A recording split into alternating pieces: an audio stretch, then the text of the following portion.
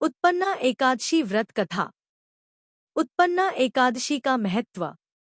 धर्मराज युधिष्ठिर कहने लगे कि हे भगवान, मैंने कार्तिक शुक्ल एकादशी अर्थात प्रबोधिनी एकादशी का सविस्तार वर्णन सुना। अब आप कृपा करके मुझे मार्गशीर्ष माह के कृष्ण पक्ष की एकादशी के विषय में भी बतलाइए। इस एकादशी का क्या नाम है तथा इसके व्रत का क्या विधान है? इसकी विधि क्या है? इसका व्रत करने से किस फल की प्राप्ति होती है? कृपया यह सब विधानपूर्वक कहिए। भगवान श्री कृष्ण बोले, मार्गशीर्ष माह के कृष्ण पक्ष में आने वाली इस एकादशी को उत्पन्ना एकादशी कहा जाता है। यह व्रत शंखोद्धार तीर्थ में स्नान करके भगवान के दर्शन करने से जो फल प्राप्त होता है, उसके बराबर पुण्य मिलता है। व्रत करने वाले भक्त को चोर, पाखंडी, परस्त्रीगामी, निंदक, मिथ्याभाषी तथा किसी भी प्रकार के पापी से बात नहीं करनी चाहिए। इसका माहात्म्य मैं तुमसे कहता हूँ, ध्यानपूर्वक सुनो। उत्पन्ना एकादशी व्रत कथा। युधिष्ठिर कहने लगे कि हे भगवन, आपने हजारों यज्ञ और लाख गोदान को भी एकादशी व्रत के बराबर नहीं बताया, सो यह तिथि सब तिथियों से उत्तम कैसे हुई, बताइए। भगवान कहने लगे, हे युधिष्ठिर, सतयुग में मुर नाम का दैत्य उत्पन्न हुआ। वह बड़ा बलवान और भयानक था। उस प्रचंड दैत्य ने इंद्र, आदित्य, वसु, वायु, अग्नि आदि सभी देवताओं को पराजित करके भगा दिया। तब इंद्र सहित सभी देवताओं ने भयभीत होकर भगवान शिव से सारा वृत्तांत कहा और बोले, हे कैलाशपति, मुर दैत्य से भयभीत होकर सब देवता मृत्यु लोक में फिर रहे हैं। तब भगवान शिव ने कहा, हे देवताओं, तीनों लोकों के स्वामी, भक्तों के दो खून का नाश करने वाले भगवान विष्णु की शरण में जाओ। वे ही तुम्हारे दो खून को दूर कर सकते हैं। शिवजी के ऐसे वचन सुनकर सभी देवता क्षीर सागर में पहुंचे।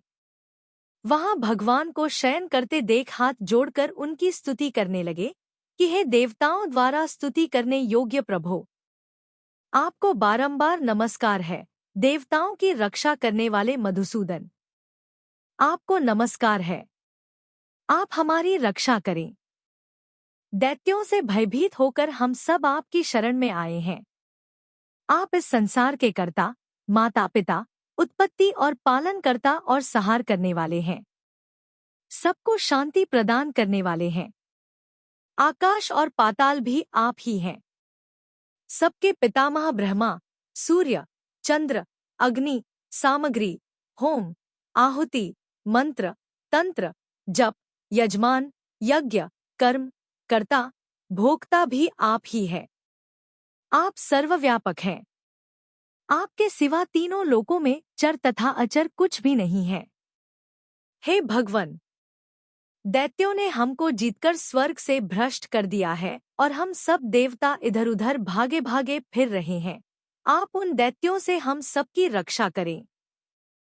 इंद्र के ऐसे वचन सुनकर भगवान विष्णु कहने लगे कि हे इंद्र, ऐसा मायावी दैत्य कौन है जिसने सब देवताओं को जीत लिया है? उसका नाम क्या है?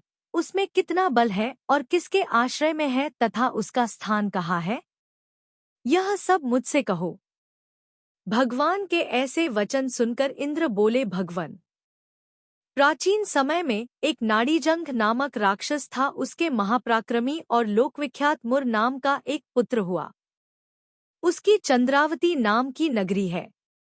उसी ने सब देवताओं को स्वर्ग से निकालकर वहां अपना अधिकार जमा लिया है।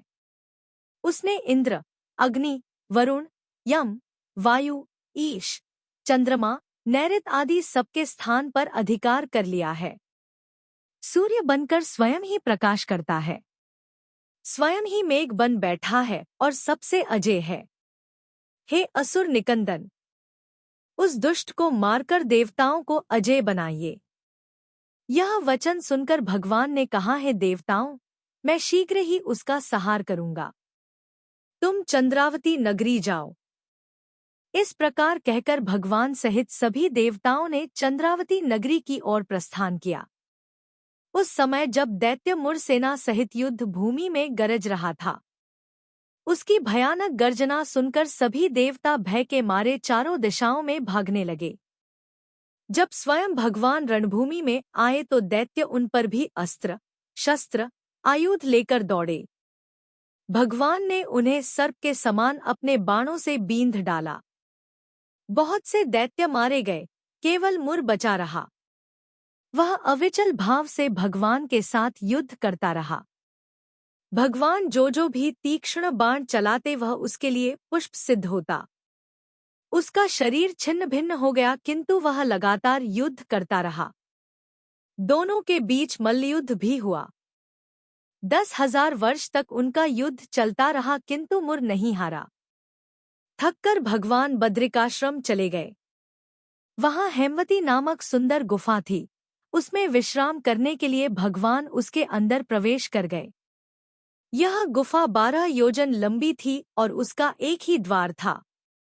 विष्णु भगवान वहां योगनिद्रा की गोद में सो गए। मुर भी पीछे पीछे आ गया और भगवान को सोया देखकर मारने को उद्यत हुआ। तभी भगवान के शरीर से उज्ज्वल कांतिमय रूप वाली देवी प्रकट हुई। देवी ने राक्षस मुर को ललकारा, युद्ध किया और उसे तत्काल मौत के घाट उतार दिया। श्री हरि जब योगनिद्रा की गोद से उठे तो सब बातों को जानकर उस देवी से कहा कि आपका जन्म एकादशी के दिन हुआ है, अतः आप उत्पन्ना एकादशी के नाम से पूजित होंगी। आपके भक्त वही होंगे जो मेरे भक्त हैं। जय श्री हरि।